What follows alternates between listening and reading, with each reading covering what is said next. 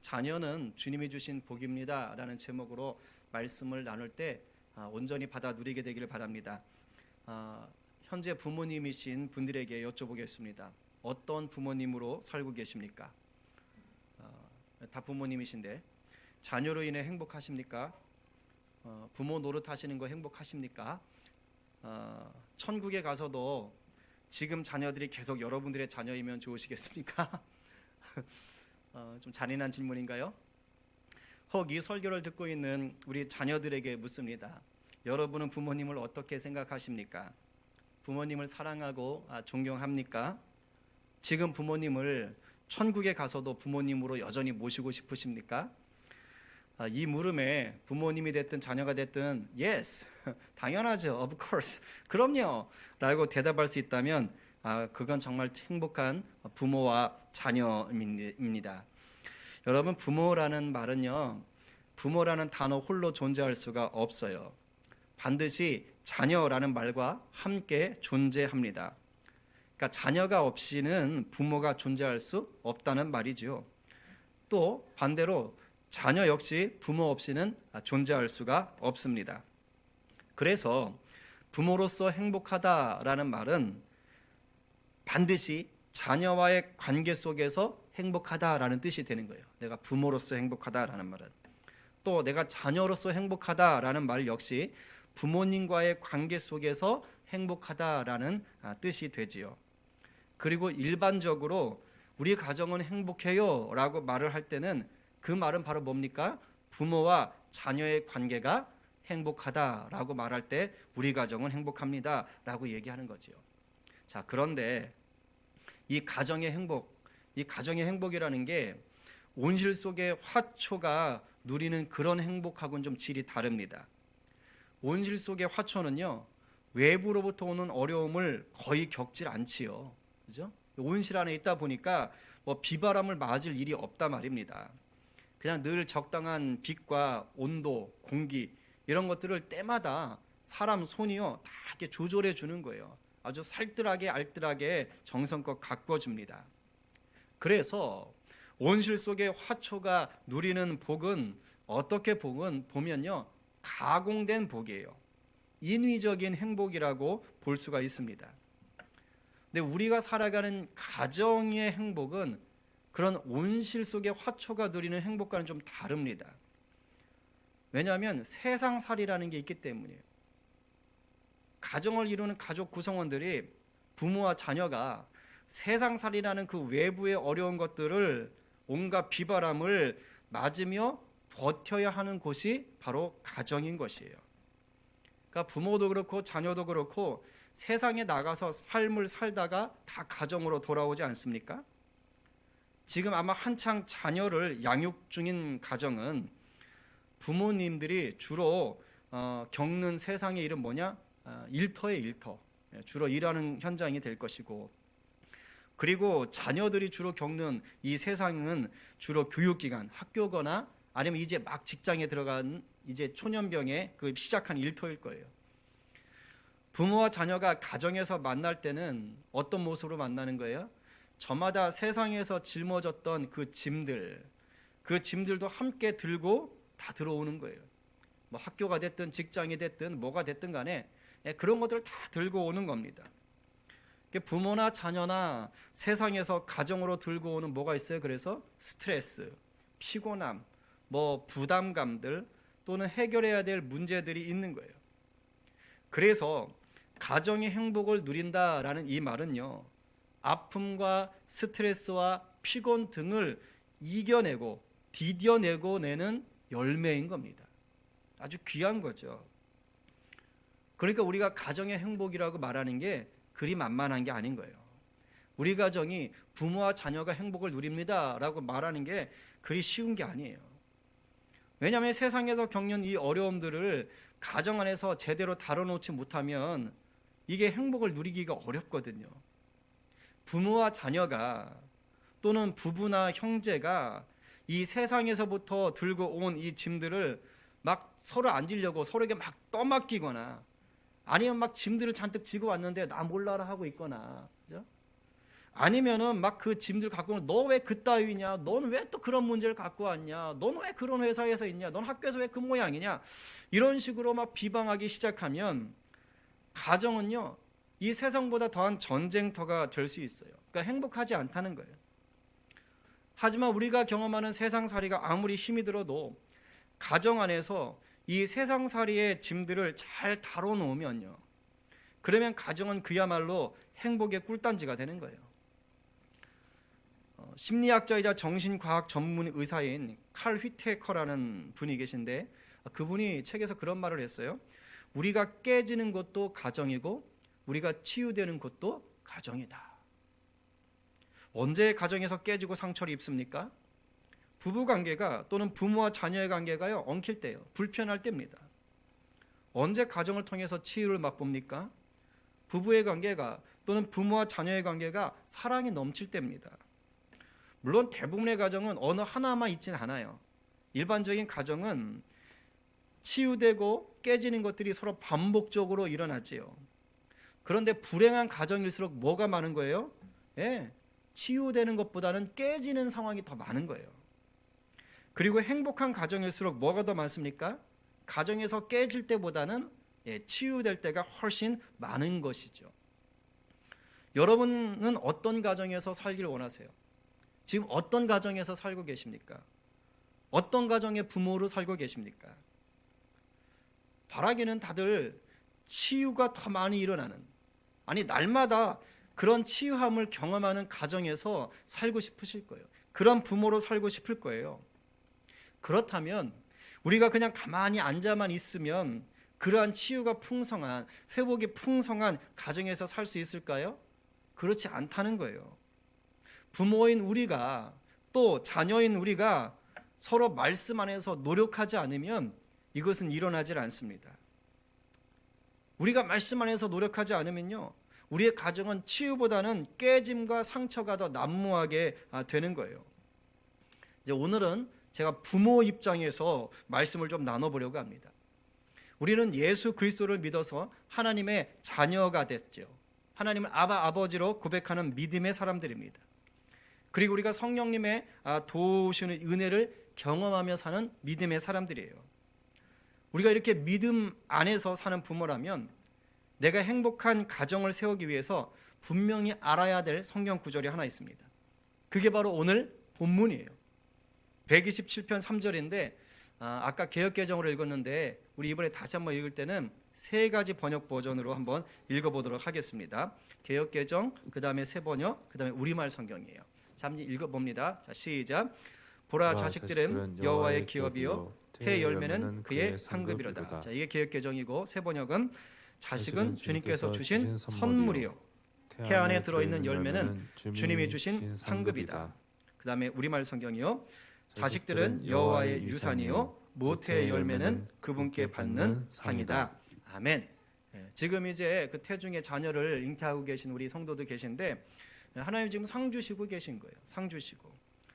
요즘 뉴스 보면 뭐 오늘도 이렇게 뉴스 뜬 것 같던데 자녀들을 학대하는 부모들이 참 많아요. 이상하게 그런 뉴스들이 계속 나옵니다. 그리고 막 자식이 왼수지, 아이고 이놈의 왼수, 이놈의 왼수. 혹시 우리 부모님들 중에도 그런 분 있나 모르겠는데 이놈의 왼수야, 이놈의 왼수야, 네가 왼수다 이놈아 하면서 아주 그냥 가슴을 치는 부모님들도 종종 보게 됩니다. 또 부모님이 야망이 있으신 거예요. 근데 이게 자식 때문에 그걸 못 이룬 거예요. 그래서 내 이놈의 자식 때문에 내 이루고 싶은 꿈을 이루지 못하고 산다면서 자식을요 마치 짐처럼 여기는 부모님들도 계세요. 그러나 성경은 자녀에 대해서 그렇게 얘기하지 않습니다. 자녀는 하나님이 우리에게 상속으로 주신 유산이라고 하면서 또한 상이라고 얘기해요. 자녀는 하나님 우리에게 주신 선물이며 복이라고 얘기합니다. 그러니까 자녀는요 절대로 부모에게 짐이 되거나 피해를 주는 대상이 아닙니다. 성경적으로 보면 그런 거예요. 여러분, 부모인 우리가 이것을 분명히 알고 이걸 믿어야 돼요. 그럴 때 그때부터 뭐가 시작되는 거예요? 내가 자녀를 어떻게 대해야 되는지, 어떤 정체성으로 대해야 되는지, 또 내가 내 자녀를 양육할 때 어떤 마음으로 양육해야 되는지가 바르게 정해지는 거예요. 혹시 지금 자녀 때문에 마음이 아프고 힘든 분들이 계십니까? 그래서 그놈의 자녀들 때문에 정말 내가 아무리 마음을 좀 진정하려고 해도 도무지 내 감정이 막 말을 안 들어서 힘든 분들 계세요? 우리 지난주 수요일에 정 강사님 오셔가지고 얘기했던 게 감정 문제 아니었습니까? 막 자녀 때문에 내 감정이 왔다 갔다 하면서 그냥 정말 조울증 걸릴 것 같은 막 그런 분들 없으십니까? 오늘 이 말씀을 강력히 붙잡게 되기를 간절히 바랍니다. 지금 여러분을 엄마라고 또 아빠라고 부르는 그 아이들은요, 하나님이 주신 선물이며 복입니다. 믿으십니까? 아멘이에요. 선물도 그냥 선물이 아닙니다. 하나님이 유산으로 주신 선물이에요. 생각해 봅시다. 하나님이 우리에게 유산을 남겨주실 때 하찮게 주시겠어요? 하찮은 유산 주시겠어요? 쓸모도 없는 유산 주시겠어요? 그렇지 않습니다. 하나님이 상급으로 자녀 주셨다고 그랬어요. 근데 하나님 우리에게 상을 주실 때 아무런 가치도 없는 걸 상으로 주시겠어요? 받자마다 쓰레기통에 버릴 걸 상으로 주시겠어요? 이게 가끔 그래요. 이제 졸업하고 입학하는 시인데 졸업할 때 아이들이 졸업 앨범 그거 받아서 어디다 쓰냐 그랬더니 라면 받침대로 쓰는데요. 그런 식의 것이 아니라는 거예요. 그런 식의 것이 아니라는 거예요. 하나님 우리에게 유산으로 자녀를 주실 때, 상급으로 자녀를 주실 때는 하찮게 주지 않는다는 거예요. 하나님이 주는 선물은 최고라는 것입니다. 우리가 이것을 믿고 그 믿음의 눈으로 내 자녀를 바라보는 그러한 부모님들 되시기를 주님의 이름으로 축복합니다. 그렇습니다. 자녀는요, 주님이 부모에게 주신 유산이자 상이에요. 주님으로부터 나에게 온 거예요. 성경적인 진리는 이것이 분명합니다. 그런데요, 막상 우리 가정 안에서 이 성경적인 진리가 제대로 풀어지지 않을 때가 많다는 거예요. 왜일까요? 왜 그럴까요? 성경이 이렇게 말하는데 왜 우리 가정 안에서 이것이 잘 안 될까요?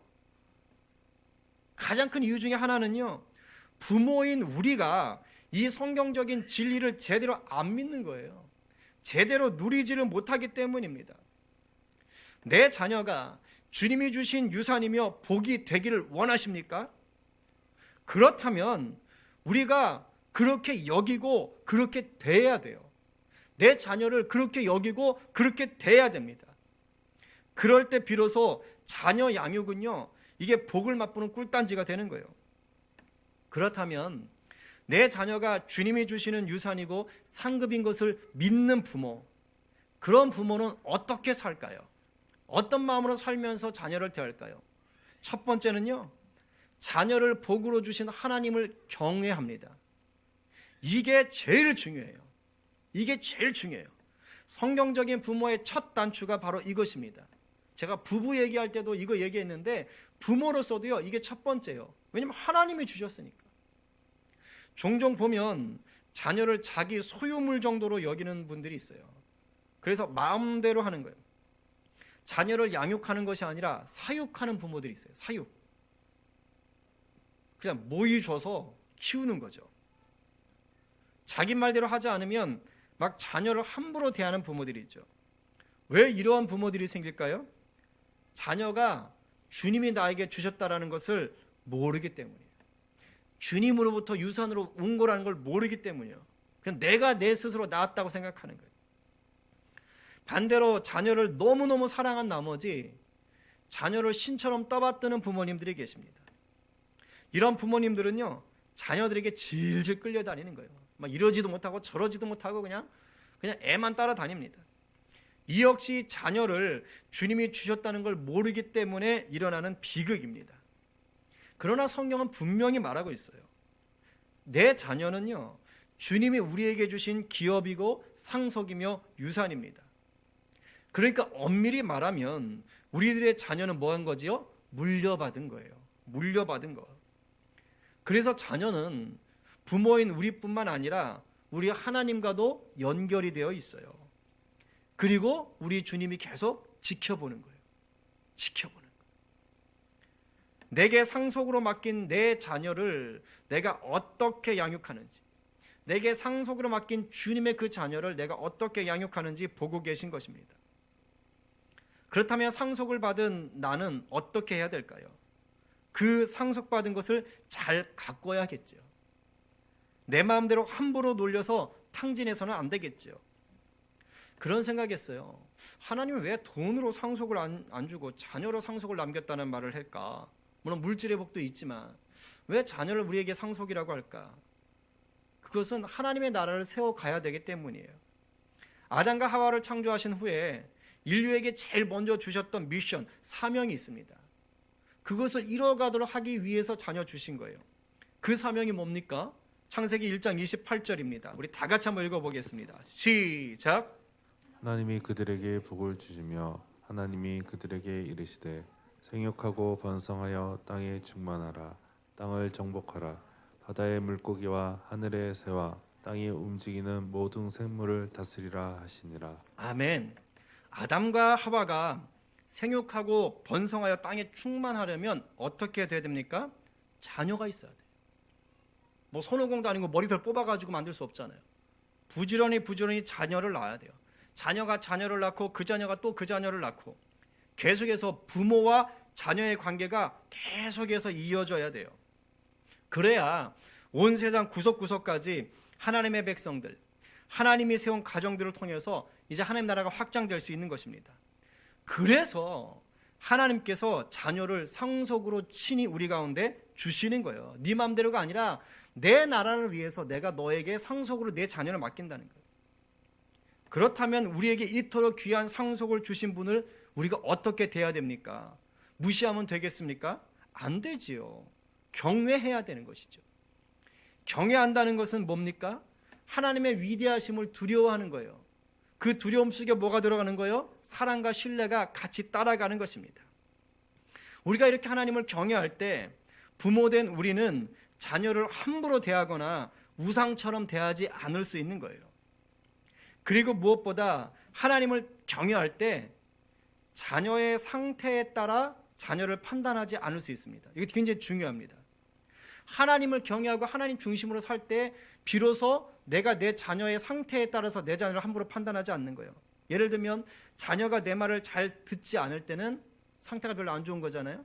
그럼 저 자식, 또는 내 기대만큼 잘해주지 않을 때, 또는 세상에서 두각을 나타내지 않을 때, 자녀가 그런 상태일 때는 그냥 나쁘게 보는 거예요. 그러다 내 마음에 좀 들 때, 아니면 사람들한테 좀 칭찬을 받는 것 같을 때, 그럴 때는 또 막 이렇게 높여지고. 근데 하나님을 경외할 때는 그렇지 않다는 거예요. 자녀가 어떠한 상태이든지 상관없이 자녀를 하나님이 나에게 맡겨주신 유산으로, 상급으로, 자녀로 대할 수 있게 된다는 거예요. 왜요? 하나님이 최고의 것으로 나에게 상속해 주셨기 때문입니다. 부모의 자리에서 살아가는 모든 성도님들을 이 시간 축복합니다. 자녀 양육이라는 게 쉽지 않을 거예요. 저희도 해보니까 알겠더라고요.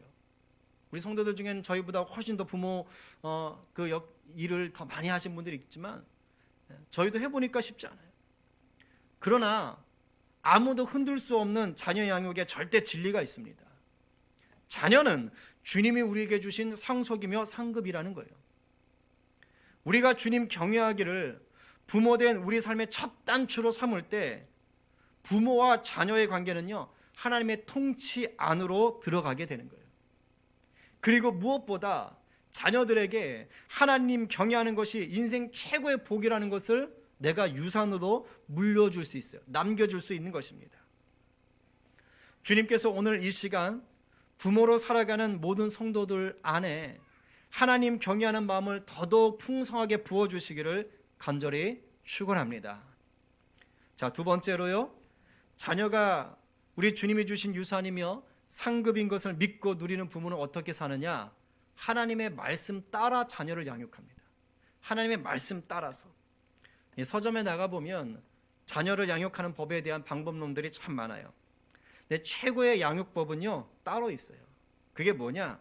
바로 하나님 말씀을 따라 자녀를 양육하는 것입니다. 에베소서 6장 4절 자녀 양육에 대해서 사도 바울이 한마디 했어요. 우리 한번 같이 읽어보겠습니다. 시작.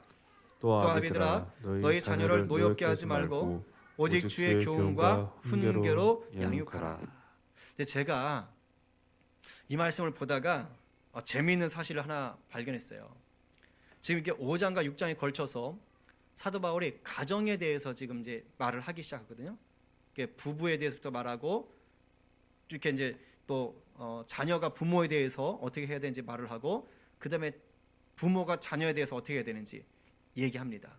그런데 재밌는 것은요, 부부 관계에 대해서는 사도 바울이 13절에 걸쳐서 얘기해요. 13절. 그리고 자녀가 부모님을 섬기는 것에 대해서는 3절에 걸쳐서 얘기합니다. 확 줄었죠. 근데 그 다음에 나오는 게 바로 부모가 자녀에 대해서 양육하는 것에 대해서 얘기해요. 근데 그게 지금 이 6장 4절 딱 한 절이에요. 재밌죠? 가정사역에 대해서 지금 사도 바울이 얘기를 하는데 부부관계는 13절, 자녀가 부모에게는 3절. 그런데 부모가 자녀에게 대해서는 딱 한 절만 얘기해요. 저 같으면 그랬을 것 같아요. 최소한 2절은 얘기했을 것 같아요. 요 4절 앞에다가 자녀는 주님이 주신 유산이며 상급이니 날마다 자녀를 향하여서 주님의 사랑으로 축복하여라. 그리고 하면서 이제 4절을 얘기할 것 같아요. 근데 사도 바울은 딱 한 절만 얘기했다니까요. 그러니까 제가 문득 그 생각을 했어요. 왜 그랬을까? 아니, 부부관계는 그렇게 많이 얘기하고 또 자식에 대해서도 부모한테 똑바로 하라고 3절이나 얘기했는데 왜 부모가 자녀 양육에선 딱 한 절만, 이것만 얘기했을까? 혼자 그 생각을 하다가 제 나름대로 이런 결론을 내려봤어요. 아, 그렇구나. 이건 이제 저도 제 아내한테 자녀를 양육해보고 얻은 결론이에요. 아, 그렇구나.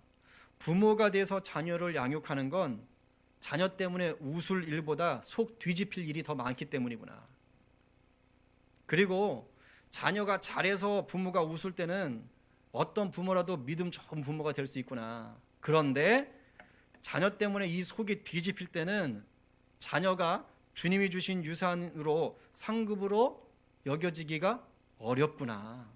그래서 사도 바울이 좋은 거에 대해서는 얘기하지 않고 자녀 양육에 그 속 뒤집힐 때, 그 힘들 때, 그럴 때 네가 어떻게 할 것이냐.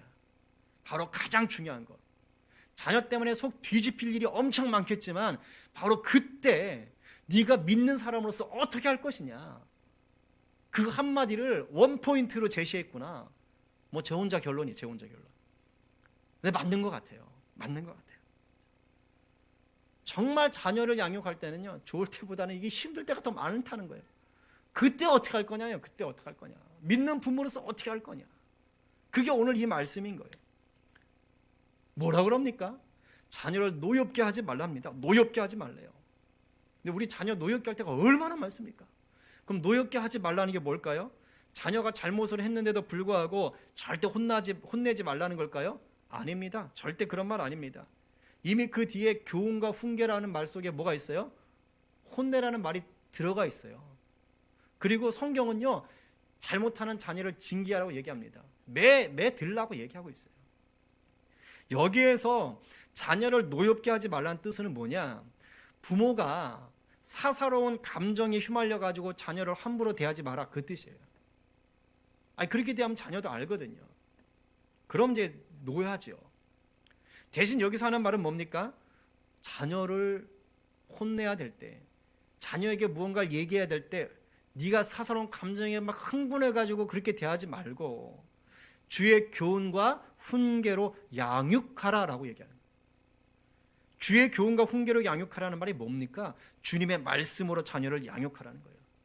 이 말은요, 단순히 성경 말씀 들이대면서 너 잘못했지? 이거 봐봐, 부모를 공격, 네가 그따위를 해가지고 되겠니? 이놈 새끼야! 이런 식으로 하지 말라는 거예요. 이게 아니라, 그런 것이 아니라 부모 자신이 주의 말씀을 주님의 교훈과 훈계로 여기며 그 말씀대로 살려는 모습을 먼저 보여주면서 말씀으로 자녀를 양육하라는 뜻이에요. 부모가 먼저 주의 말씀 앞에 무릎 꿇으라는 뜻이에요. 주님의 말씀으로 양육하는 방법은 부모마다 다 다를 수 있어요. 그러나 목적은 어떤 부모에게든지 한 가지로 제시되는 거예요. 주님의 말씀이 자녀를 대하는 부모의 감정이나 부모의 욕심이나 부모의 어떤 그런 기대감보다 더 우선한다는 거예요. 뭐가? 주의 말씀이요. 잊지 마세요. 말씀만이 부모와 자녀를 올바른 관계로 묶어줄 수가 있습니다. 오늘 이 시간 좋은 부모가 되기 위해 몸부림치시는 모든 성도들 안에 주님의 말씀이 강력하게 역사되기를 축원합니다. 그리고 나의 지식, 나의 감정, 내 욕심을 다 내려놓고 내 자녀를 말씀으로 양육하기로 결단하는 시간 되시기를 간절히 축원합니다. 이제 정리하겠습니다. 믿는 부모가 되어서 자녀를 양육한다는 것은요, 상속받은 선물, 주님께 상속받은 선물을 목적에 맞게 잘 가꾸는 거예요. 잘 관리하는 거예요. 자녀는 내 소유가 아닙니다. 하나님 나라 위에서 주님이 나에게 맡긴 유산이며 상급인 거예요. 내가 이것을 알고 하나님을 온전히 경외하며 하나님 말씀대로 자녀를 양육할 때 그때 비로소 가정에 은혜가 넘치는 것입니다. 이렇게 할 때 내 자녀를 하나님 앞에 온전히 맡겨드릴 수 있어요. 안 그러면 막 욕심을 부리는 거예요. 내가 하나님을 경외하고 말씀대로 양육할 때요, 그럴 때 비로소 자녀에 대한 과중한 그 부담이라든가 자녀에 대한 잘못된 그 죄책감에서 부모가 헤어나올 수가 있어요. 자녀를 똑바로 바라볼 수 있다고요. 물론 아무리 우리가 믿음을 가지고 자녀를 양육한다고 해도 자녀 양육은 쉬운 게 아닙니다. 힘을 내세요. 그러나 힘을 내세요. 자녀를 양육하는 그 시간에 우리도요, 부모인 우리도 영적으로 성장합니다. 한번 생각해 보세요. 자녀가 갓 태어났을 때보다 10년, 20년, 15년 키우고 난 다음에 내가 어떻게 됐는지 성질 많이 죽지 않았습니까? 나도 훈련받는 거예요. 나도. 그러니까 하나님이 함께 키워가는 거예요. 이것을 믿으며 부모의 자리를 기쁨으로 감당하시는 우리 모든 부모님들 되시기를 간절히 축원합니다. 아울러 자녀된 모든 분들도 이 마음을 가지고 부모님을 섬기고 또 가정의 행복을 위해서 주님을 더 붙잡게 되기를 간절히 축원합니다.